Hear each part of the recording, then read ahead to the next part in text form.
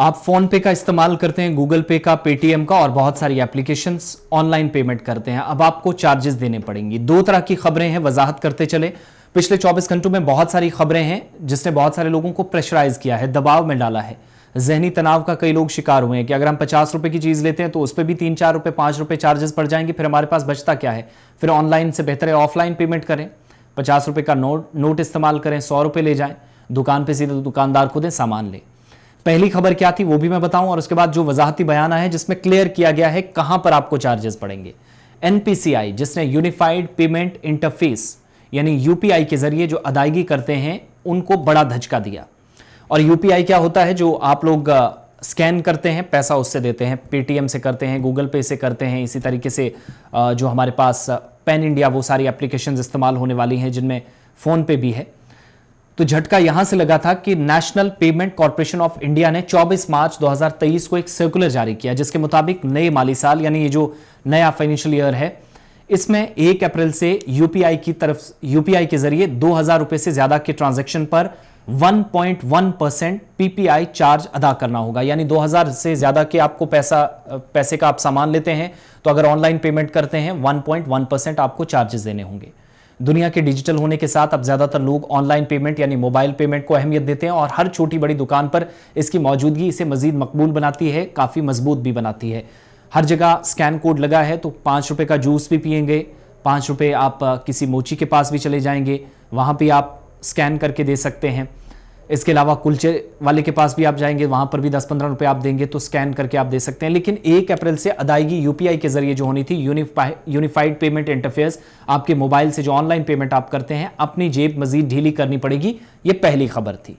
एक सर्कुलर जारी हुए जिसमें यूपीआई के जरिए कहा गया कि 2000 रुपए से ज्यादा के आप ट्रांजैक्शन करते हैं यानी 2000 या इससे ज्यादा का सामान लिया तो प्रीपेड अदायगी का पीआईआई नाफिज करने का मशवरा दिया गया। 1.1% आपको पैसा देने पड़ेगा।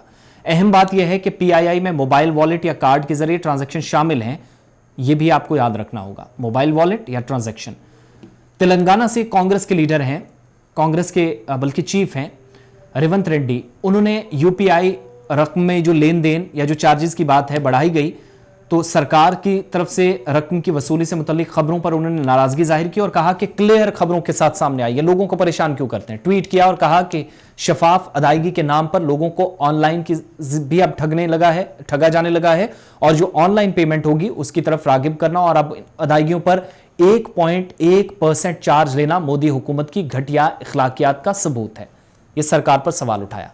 10 लाख करोड़ रुपए के लेन देन पर 1.1% टैक्स हर साल 11,000 करोड़ रुपए अवाम से वसूल किए जाएंगे, ये उन्होंने कहा। लेकिन उसके बाद क्या हुआ, जो national payment corporation of India है, एनएसीआई है, उसने जो सर्कुलर जारी किया उसमें यूपीआई के जरिए किए जाने वाले जो कारोबारी लेन देन है, जो आपको ऑनलाइन ट्रांजैक्शंस करनी है, 1.1% चार्ज वसूल किया जा सकता है। ये तो कहा गया 1 अप्रैल से यह काम शुरू हो जाएगा, यह सबसे पहली बात सामने आई। लेकिन जब ये खबरें अलग अलग तरीकों से सामने आने लगी तो नेशनल पेमेंट कॉर्पोरेशन फिर सामने आई। अब यहां इंपॉर्टेंट खबर है, जो लोग पहली खबर को सच मान चुके हैं, खबर सच है लेकिन उसमें क्या बातें सच हैं यह जानना जरूरी है। बहुत लोग क्योस और कंफ्यूजन का शिकार हुए हैं। National payment corporation of India ने यह भी कहा कि जो यूपीआई के जरिए 1 अप्रैल से जो लेन देन होगा, जो कारोबार होगा 2023 1 अप्रैल से आयद होने वाला जो लेन देन का है, चार्जेस के बारे में वजाहत की और कहा कि यूपीआई अदायगियों पर चार्जेस लगाने की खबरें गलत हैं। कैसे गलत हैं? एनपीसीआई की तरफ से कहा गया कि जो कस्टमर्स हैं या जो सार्फिन हैं उनको यूपीआई के जरिए बैंक अकाउंट से दूसरे बैंक अकाउंट में लेन देन करने के लिए कोई फीस अदा नहीं करनी होगी। यानी ऑनलाइन आप, ऐसा भी होता है कि 25,000 रुपए जो फोन पे से आप ट्रांसफर कर सकते थे, लिमिट्स थी, बाकी बैंक एप्लीकेशंस का इस्तेमाल करते हैं तो पैसा आप ऑनलाइन एक बैंक से दूसरे अकाउंट में ट्रांसफर करते हैं। कहा गया कि इसके लिए कोई फीस अदा नहीं करनी होगी, यह पहली बात क्लियर कर लीजिएगा, कोई पैसा इसके लिए नहीं लगेगा। एनपीसीआई ने यह भी कहा कि मुल्क में ज्यादा से ज्यादा 99.9% लोग यूपीआई लेन देन सिर्फ बैंक अकाउंट के जरिए करते हैं, यानी बैंक खातों के साथ एप्लीकेशन जोड़ दी गई है, वहीं से पैसा कटता है। तो एनपीसीआई के मुताबिक बैंक या कस्टमर किसी को भी यूपीआई अदायगी के लिए कोई चार्ज अदा नहीं करना पड़ेगा। इसके अलावा कोई चार्ज अदा करने की जरूरत भी नहीं है, चाहे यूपीआई ट्रांजैक्शन एक बैंक से दूसरे बैंक में क्यों ना किया जाए। सवाल यह था कि 2000 रुपए का आप सामान खरीदेंगे तो आपको उस पर चार्जेस पड़ेंगे। अब लोगों को सवाल यह सताने लगा है, डर कि हम तो 10-10, 20-20 हज़ार रुपए एक बैंक अकाउंट से दूसरे में करते हैं और ऑनलाइन ही करते हैं इन्हीं एप्लीकेशंस के जरिए, तो इसका मतलब अगर 2000 पे चार्जेस 1.1% पड़ेंगे तो 10, 20 या 25 हज़ार पे तो ज्यादा पड़ेगा। सिंपल सी बात है।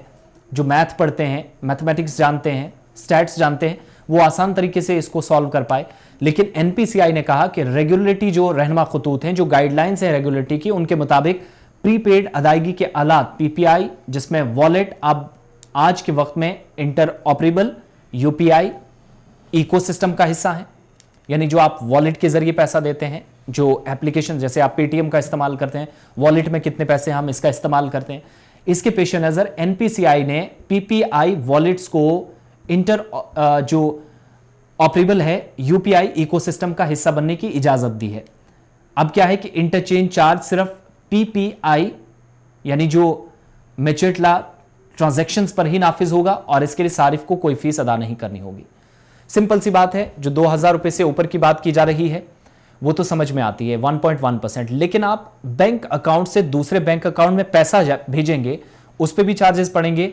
वॉलेट टू वॉलेट जो पैसा जाएगा उस पर चार्जेस पड़ेंगे, लेकिन वो भी बहुत कम, और किसी तरीके से कोई फीस, कोई पैसा आपको अदा नहीं करना है। आप ऑनलाइन सामान 2000 का खरीदिए, 3000 का, किसी तरीके से। ये कंसर्न एजेंसी की तरफ से रेगुलेटरी गाइडलाइंस जो हैं, रेगुलेटरी गाइडलाइंस के मुताबिक जो मजाज अथॉरिटी है उसने फैसला लिया है। तो डरने और घबराने की जरूरत नहीं है। बहुत सारी ये चीजें हैं जिसमें इस बार इन चीजों को क्लियर कर दिया गया है।